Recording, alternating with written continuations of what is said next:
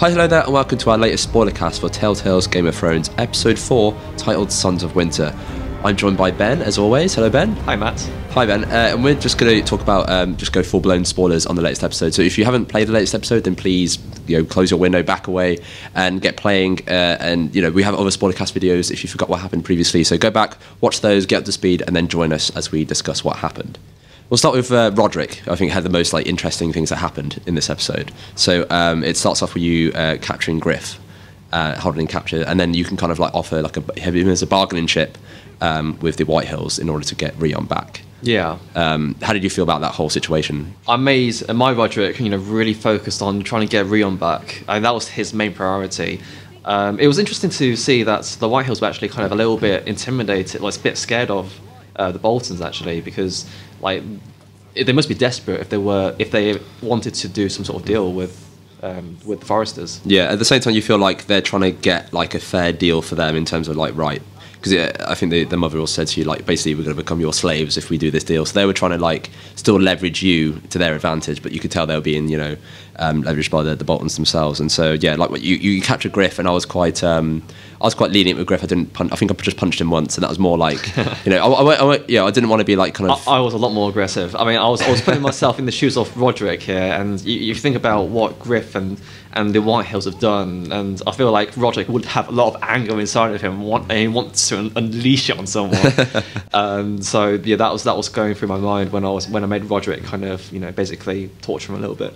Yeah, I think we both had the same conclusion at High Point, where we were very focused on this trade, and they offer us the deal of you work with us or work for us rather. Yeah. And then obviously he brings Rion out and was like, right, I'm going to kill him if you don't do this. And I think we both stood our ground. I think I tried to plead with him, and that worked. I called his bluff. And then at the end of it, you go home, and Ramsay Snow is there. And so what you can do before you go to High Point is decide whether you want to take the Glenmore soldiers with you or not. Yeah. But it seems like no matter what, you go home, it's deserted, and Ramsay Snow is waiting for you. Yeah. Which I thought was kind of a bit of a disappointing ending, because I feel like that trade that you kind of arranged, justified, and it felt like you worked for it, and it felt like, oh, okay, it's just going to be derailed because Ramsay Snow is now in the picture. So that was a little unfortunate. So the Whitehills were also mentioned in Mira's section, which I really, really enjoyed this episode, because it was something quite different for her, where you're playing kind of almost like detective, and you're trying to bounce off these different individuals who are taking part in this deal to conspire against the Forresters and the Ironwood deal. Yeah, it looks like it kind of plays out the same way no matter what. Ultimately, you kind of ruffle up the guy who's doing this deal, Andros, but the process of getting there is actually really cool. Yeah, I think there were a couple of approaches that you could have taken to get to the same sort of end point. I think what both me and you did was we both spoke to, is it Lyman? Yeah, Lyman Lannister. Yeah. And then Andros got kind of really peeved off that you were talking to him. And then we spoke to Sarah's sort of love interest. What was his name? Gared, I think. And I think there were two ways you can kind of approach it. One is you could probably reveal, Sarah's secrets, or you can kind of keep it, and he'll still kind of tell you, what you need to know about Lyman Lannister. Yeah, I lied and I said I've met her family, because that's what you're trying to. Yeah. You're trying to reveal I'd never heard of her family and her lineage. Where is she coming from? And that's basically I just said, oh yeah, I've met them before in a different place. I don't know if that's what you did. Yeah, I did exactly the same. Yeah, because I feel like with Sarah, I don't know. She seems like a good character. She seems like she has your interests in heart, and she did get you into this party. Yeah, she helped you. So it seems quite unfair if you kind of, I don't know, stab her in the back like that. Absolutely. So I thought, yeah, that was at that time. It's this feels like the right thing to do, and it works out because you get what you need. Then there's Gared's section, which not a lot really happened with him. You were locked up at the start of the episode for killing Brit at the end of episode 3, and basically you're just helped out of jail, and you kind of go north of the wall in search of the mystical North Grove. And ultimately you come across Wildling Camp, and you meet up with Cotter's sister, who, looks like she's going to help you at some point in the future. And then there's Ash's section, where basically you and Becca help Daenerys sack the city of Marine. And so you find out a pretty interesting twist that Becca was from Marine originally, and she was a slave. And there's a confrontation kind of at the start where she's drinking a lot, and you've got to kind of psych her up. I basically left her to drink and kind of work out those issues herself. I did the opposite. I took the drink away from her. How did she react? She was pissed off. Yeah.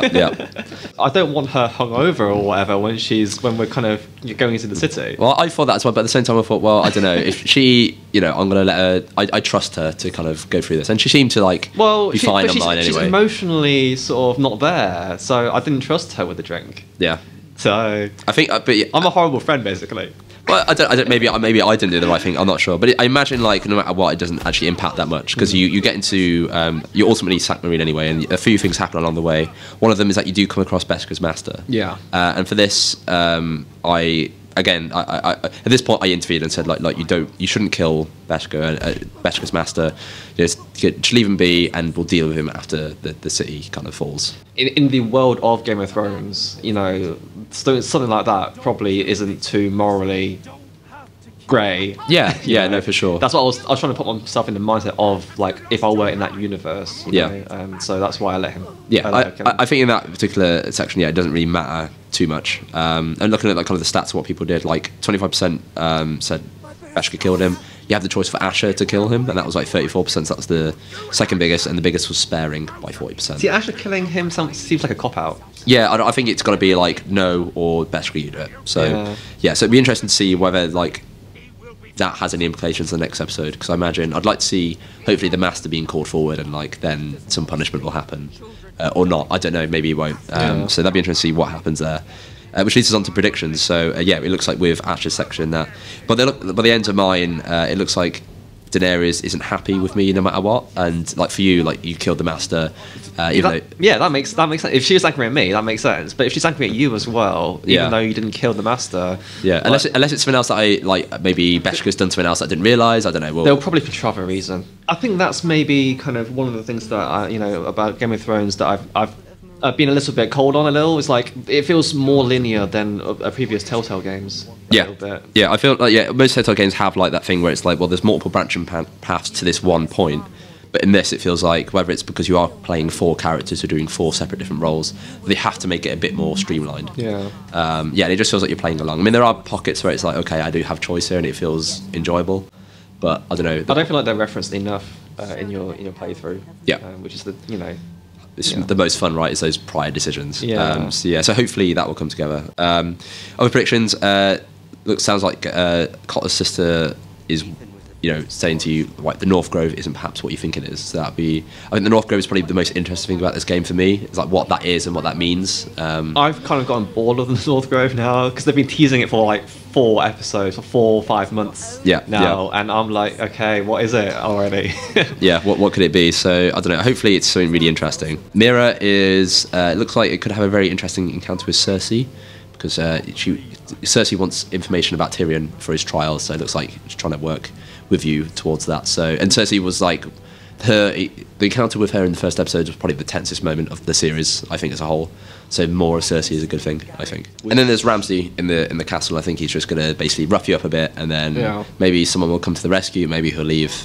Who knows? Again, I was quite disappointed with Ramsay making an appearance, so I'm not particularly looking forward to seeing how that's going to be. Yeah, so, I mean, I hope they're not retreading what happened with Ethan. Yes, yeah, exactly. Yeah, I hope they're making like this encounter feel quite different. So I'm just interested what they can do with him. Okay, then that's the end of our spoilercast. If you enjoyed listening to this and you want to hear spoilercasts for the next 2 episodes, then be sure to subscribe, give us a like on this video, and be sure to tell us what you think of episode 4, Sons of Winter, in the comments. So thanks for joining us, Ben, and we'll see you next time.